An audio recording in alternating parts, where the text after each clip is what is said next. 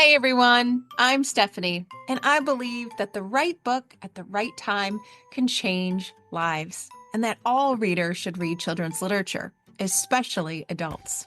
So that's what we do here on the KidLit Love podcast. We celebrate all things children's literature: picture books, early readers, middle grade, and young adult novels for readers of all ages. In each episode, we'll talk with children's literature authors and discuss their books, their hopes, their dreams for readers, their writing process, and much, much more. Whether you're an adult reading to their inner child or connecting the young readers in your life with fantastic books, you've come to the right place. So grab a notebook to build your TBR, and let's get to today's episode of KidLit Love.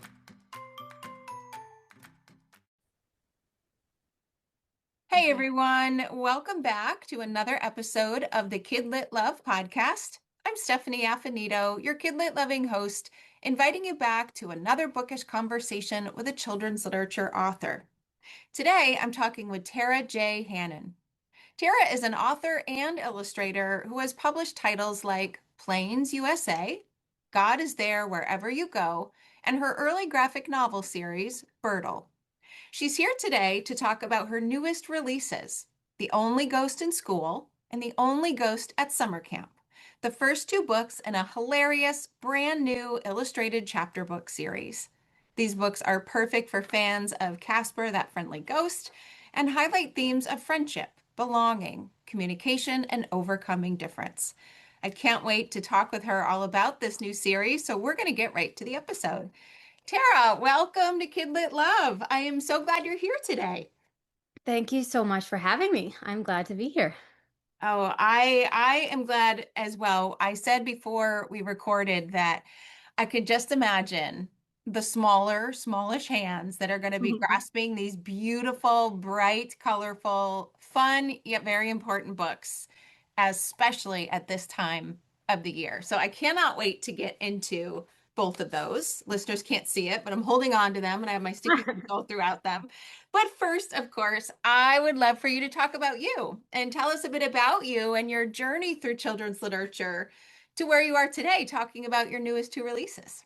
All right. Well, my name is Tara. You know this. I live in Maryland. I have two daughters. They are slowly aging out of picture books, but they are still in the age of graphic novels and chapter books. So it's actually really special that the Only Ghost series came out. My one daughter is 7 years old, so I think she's in the perfect sweet spot for that She book. is, yes. We've been having a lot of fun reading it, and I've been sharing it with her school and stuff like that. So that's been a lot of fun.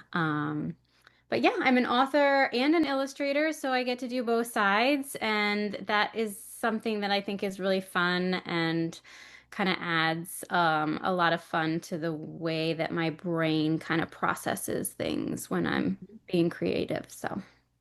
How does your brain process things? Are you like words first and then the images come, or are you struck by inspiration with a quick drawing, or how? Because my brain does not work on both sides. So I'd love a sneak peek into that.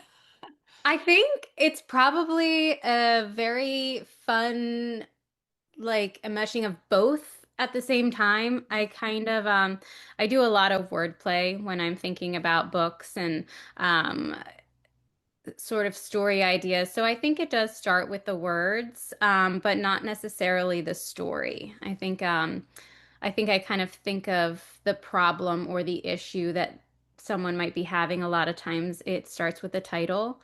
And then from there, I might start drawing up a character or two and kind of seeing how and where it would fit in line with my sort of world I'm dreaming up. Okay. Yeah. Well, before we get into the Only Ghost series, I'd love for you to talk a little bit about your earlier books so that listeners who might be new to you can get to know those as well. Okay. I've got two board books that I illustrated. They were lots of fun. There's Plains USA, which is just kind of like a trip across the US, taking a couple stops on the way, but instead of humans doing it, it's dogs. So that was really fun to draw and sort of create. And then there's God is there wherever you are, which is just a sweet story. Talking about exactly what the title is, and it's a kind of a teddy bear going throughout the day. Then we have the Birtle. Birtle is the first book that I author and illustrated. It's actually a series. So it's an early graphic novel. And we were talking about how sort of I come up with ideas, and the Birtle idea I came up with that because I was talking with my daughter about like, what if you crossed an elephant and a hippopotamus? And we were coming up with sort of like nonsense animals, and that would be like an elephopotamus or something. And so we were just like messing around, and there was a bird and a turtle, and we were like Birdle. And then I was like, actually, I kind of like that. And Yeah. so that did start with the title. And Birdle is about a featherless baby bird that plops into Turtle Town, and it's all turtles there. And so, not knowing much about who she is, Teeny the bird, just assumes she's a turtle. And so she kind of finds a turtle friend, and the turtle's like, we got to get you a shell.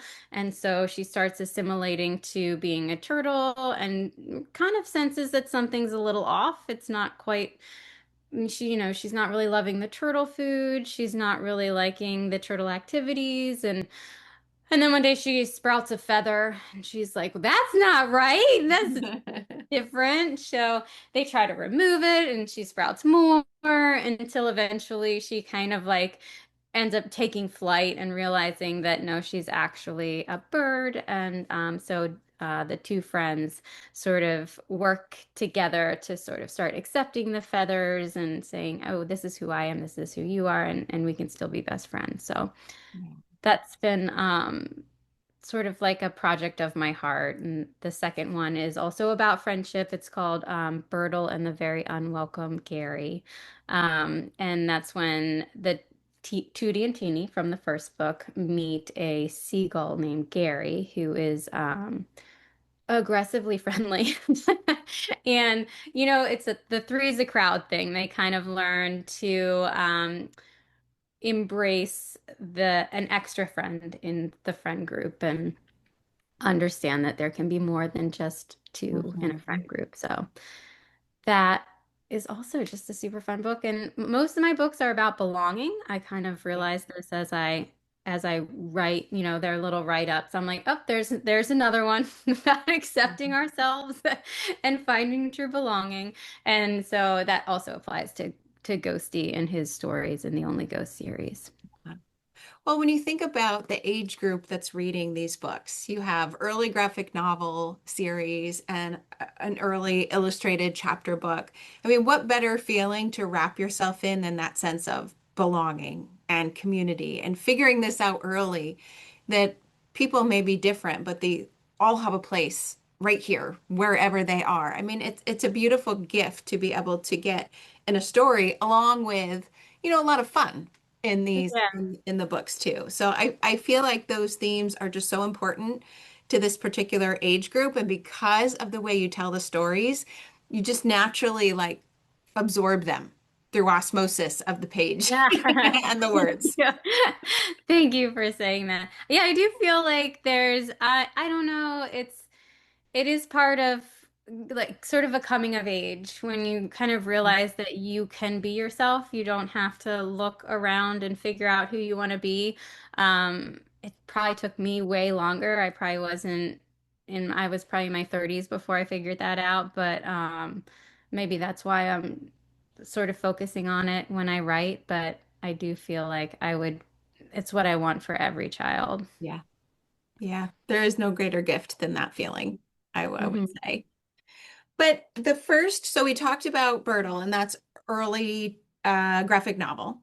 Mhm. And then this book, before we jump into the themes, I just want to talk about the way it looks and the way it feels in the reader's hand. So it's an early chapter book, it's an early illustrated chapter book the pages, I have this like weird obsession with paper and paper Mhm. quality, and actually probably a lot of people listening to this too, but the book just feels so good in your hands. It's like sturdy. The pages are a little bit thicker, and you just have color and images on every page that just invites the reader to sink in. So I would love, before we talk about the stories, for you to just talk about that this is an illustrated chapter book series that is just this like feast for both words and pictures. And how that what's the word I want? Influenced, I guess, the process of writing these versus, let's say, the other books that you have written. I wish I could show them to listeners right through the podcast, but I can't. So instead, they have to listen to the adoration of my voice for it. You're so nice. Well, thank you so much. I actually Ghosty started out as a picture book. So I refer to the both books as my Ghosty books. So if I am referring to Ghosty, I'm referring to the books. Yeah. Um, so Ghosty started out as a picture book titled just the same, The Only Ghost in School. And we actually went on submission with that. Picture book, and it didn't get picked up, but my agent at the time had sort of like put this little earworm in my head, like, what about trying this as a chapter book series? Mm. And so I did, and I actually learned a lot about what I liked to write. I love picture books because of the text and the pictures and how they play together. And I think that's a really special thing to like tell a story with both. And so, but it's very limited in the amount of words you can have. You know, if you're a writer, you kind of know that you have to stay around 500 words for a picture book, which is a challenge. I think I heard somebody, it's it's like writing a picture book is like trying to write War and Peace in 500 words or something Yeah. like that. It is very complex, and it turns out that I really like using a lot of words. Because once I stretched out my ghosty story, I just went to town. I had so much fun. It was very fun to be able to sort of like create a world and like build that world. I think even my first draft I sent to my agent and she was like, I need more. Like, give me more of the world. And so I was like, oh, okay, let's go. So I really had fun shaping that world. And when I got to kind of create the pictures for that world, um, it was like a gift to be able to do both, to stretch that story out and to also do the pictures. So I do kind of feel like this chapter book is almost like a big picture book or a long picture book because Yes. yeah, it's what I wanted it to be was a sort of like a bridge between like the older chapter books where we're seeing, you know, more black and white and smaller spot illustrations, and picture books because there is you know, the graphic novels are also a good bridge for that, Mhm. but we don't get a lot of that block text that we see in later novels and chapter books. So I was happy to get these like color illustrations along with block text because it gave a lot of like depth to the story, I think. Yeah, Or I'm so glad you said it feels like a really long picture book because it does. You're just as immersed in that picture book world as you are here. And it's just the fact that there is such beautiful color throughout, and not just these little tiny pops where there's an illustration every, 7 or 8 pages. Every page has something, and I love how the background of the pages even shift colors. We don't have just plain old white here. We have grays, and then we have blues, and we have like orange. It's just gorgeous, and it does feel like an immersive picture book experience that I know readers are really going to lean into. Like, I was so excited when I opened that first page. I went, "It's color!" Yeah, I was glad we could do it in color. I don't know. I have kids who love to read, but they are they're more interested in graphic novels. And I Mm. think it has a lot to do with the amount of color and like the space for like life on the page. And so this felt like a happy place for Yeah. me to create in. Yeah, it is a happy place. That's a good term to describe these books. It is a happy place. So let's actually talk a little bit more about the books themselves. So we have The Only Ghost in School Mhm. and The Only Ghost at Summer Camp. I'd love for you to give us like the premise for the series for both of the books, and then we can dive into a little bit more of what happens in each one. Okay. So The Only Ghost in School is about Ghosty, who grew up in Scareville, which is a town with monsters of all different kinds. And one day his parents, who are ghosts, announce that they're all moving to Smithville, which is a an only human town. And his parents are really excited about this. They are fascinated by humans and feel like it's going to be a great move for them. But Ghosty knows that humans are scared of ghosts, and so he's quite nervous to sort of enter that world. And so we jump into Ghosty's first day at a human school, and lots can go wrong, and does go wrong. Mhm. Um, and so what the book is about is mostly Ghosty sort of navigating his um interactions with his peers. And so he starts by trying to be more human and less ghostly. And then slowly he kind of learns that he can be himself. And that's a great feeling. And then The Only Ghost at Summer Camp is number two in the series. So at this point, people in Smithville know there are ghosts living among them, and they've kind of become okay with that. But Ghosty is still the only ghost in summer camp, and it is still a world that he is not used to. So he's got to sort of navigate what summer camp is going to be like for a ghost. But um, what happens is Steve, the well-meaning camp counselor, tells a ghost story, a very scary ghost story around the summer camp or around the campfire. And without intending to, has now made everybody in the camp scared of ghosts, including including Ghosty's best friend Tate. And so this is something that Ghosty really can't stomach. So he calls his parents and asks them to pick him up. And they do. But it just so happens that Steve is ill and needs to tap out on his job as a counselor, and he asks Ghosty's parents to step in and help. So Ghosty's parents step in right when the entire camp of kids is terrified of ghosts. And so that sort of chaos um, is created in book two. And Ghosty's parents do a great job of just being like perfectly ignorant to it and just completely okay with themselves, that they sort of create comfort Yeah, in they that. kill it. They kill Yeah. it as camp counselors.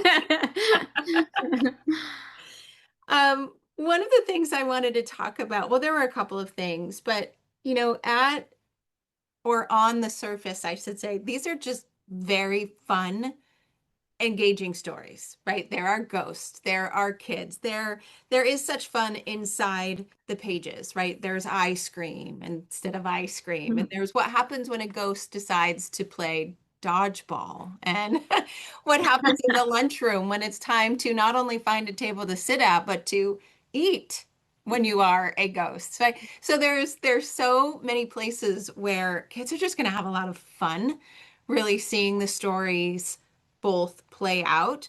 But there's also opportunity for, even the youngest readers to just think of what it must feel like to be ghosty, if they've ever felt like ghosty, um, or if not, what someone else might feel. So you already mentioned in the only ghost at summer camp, the counselor didn't quite think through talking about ghost stories and telling scary ghost stories, which got all of the campers scared and perhaps thinking differently about Ghosty, including his best friend. But in The Only Ghost in School, there was a science lesson, on gravity and how weird gravity was. And Ghosty's like, wait, that's how I operate. So there were moments where, in just the natural element of how the story progresses, kids, adults, any reader are just going to think about themselves and the perspective of others. Like, you're going to build empathy Mhm. in these books. I think all books have a potential to be empathy building machines, but these two books, especially in that context of the fun story, there's such important lessons here in the page. And as you mentioned, they're important to you to share because you may not have figured out how to feel important or belonging until I think you said your 30s, I which is, know. yeah, I'm still Fun working on it, times. actually. It's all part But of the human experience and the ghosty experience. yeah, yeah, I'd just love for you to talk about how those really important themes and ideas are just woven into the pages of fun. Um, so when the pandemic hit, I did a lot of podcast listening and I did this deep dive into Brene Brown. And one thing that she talks about a lot that I really resonated with was the concept of fitting in versus belonging. And you know how we use the term fitting in as it's a good thing. Like I just want to fit in. Like Yeah, go, that person really fits in. But w when you think about it, what fitting in sort of asks us to do is to look around us and be like what's around us. Whereas when you actually feel like you belong, you're coming as you are and and you're accepted in that way. So what I wanted for Ghosty was for him to find true belonging. And the way he did that was he had to fumble around a little bit with trying to fit in. So he does spend a lot of time looking around at the humans and asking, how can I be more like them? Um, and and when he does that, it does become quite awkward and uncomfortable for him and everyone around him, because he's not going to be like them. And that's not going to be a representation of of something that's sort of sustainable for him. Especially because his parents are ghosts. He's gonna, yeah, if he invites a friend back to his house, he's gonna say, "Oh, but we eat blueberry pie here. We don't." That's gonna be weird for you, but it's not for me. So, it was the exploration of that. I mean, throughout the whole series, it's just a constant reminder for Ghosty that, he needs to be true and authentic to himself. And when he does that, everybody around him is comfortable. And that's true for anybody. And so in the first book, The Only Ghost in School, it happens for both human and ghosts when Tate, one of Ghosty's classmates, admits that he actually, really likes spiders. The rest of the classmates get really scared. They're like, we don't like spiders. And but Ghosty's like, I actually really like spiders too. And so they connect on that, and even though they weren't like everybody else in the room, they finally found someone where they were like, oh, I actually feel very comfortable having this conversation with you and telling you that I like spiders, and let's talk more about that. And that's kind yeah. of where they find their little piece together. So, Yeah, and it just is such an easy lesson to consider because of the story that it is in.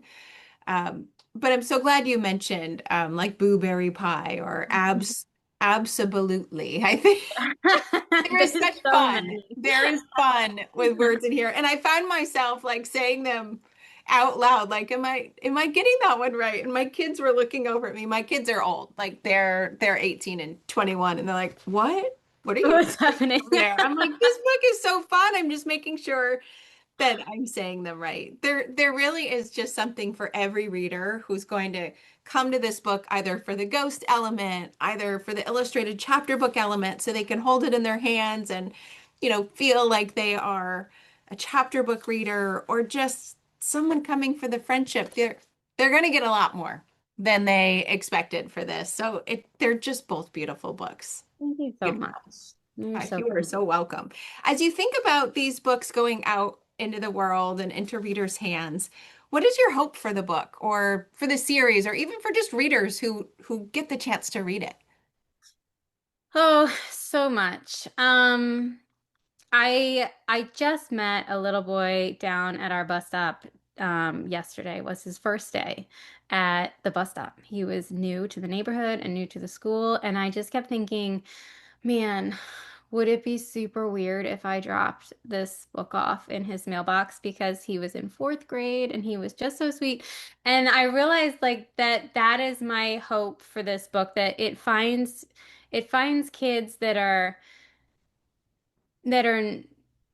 sort of going through this universal moment of like being new or kind of just navigating like your space in the world. And so I would love for the ghosty character to kind of find his way to kids that are just in a space where they're like, I don't know what's next. And ghosty can be a reminder that, just be yourself and Yes. next step is good. So. Oh, I love that. I think like I'm going to put this out in the world for you if you haven't already, but I think we need stickers and stuffed animals. Oh, stuffed animals. I do I have. need a stuffed animal ghosty I like want to go see stuffed animal. He does look so squishy. just putting that out there. Maybe Oh, maybe thank that will be you. something in the future. But I So, I know these are the first two books. I hope there are more ghosties or ghosty things to come because I just adored this and I just can't wait for people to share it with all of the kiddos in their lives. Where is the best place for people to find you to keep track of what might be coming next or just to get in touch with you? okay, I love Instagram. That is my space for just posting little sketches, little drawings, and thoughts that I have about my little world. So Instagram, my website is tarajhannon.com. It's very easy. I have links to really fun activity guides on there for all of my books. There's some very fun Halloween themed ghosty activities, like sending a ghost card instead of a postcard. Ooh, love it. So, like, fun little things like that. And I did neglect to mention a more recent book that I have out. It's called Groucho, the Grouchy Groundhog with Lydia Lickidus. She wrote this book, Groucho, the Grouchy Groundhog. I illustrated it.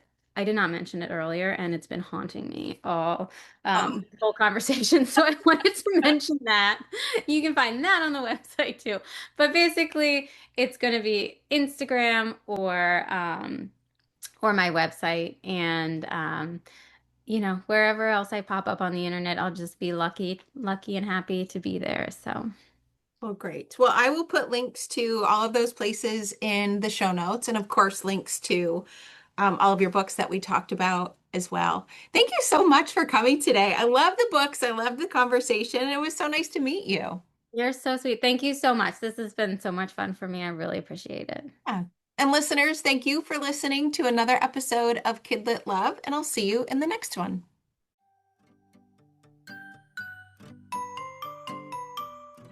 Thanks for listening to today's episode of the KidLit Love podcast. You'll find links to all of the books, resources, and ideas mentioned in the show notes and at alitlife.com. You'll also find KidLit Love on Substack. That's where you'll find posts for each episode, monthly KidLit roundups, and an invitation to join my summer book club and go deeper into the world of children's literature. And if you loved this podcast and want more, you might like to listen to my other podcast called Get Literate. It's a podcast that explores all things books and reading, notebooks and writing to build a life you love. One more thing.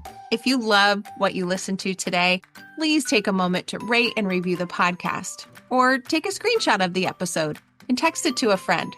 This helps the podcast grow and builds our bookish community of Kid Lit Love. Thanks for listening.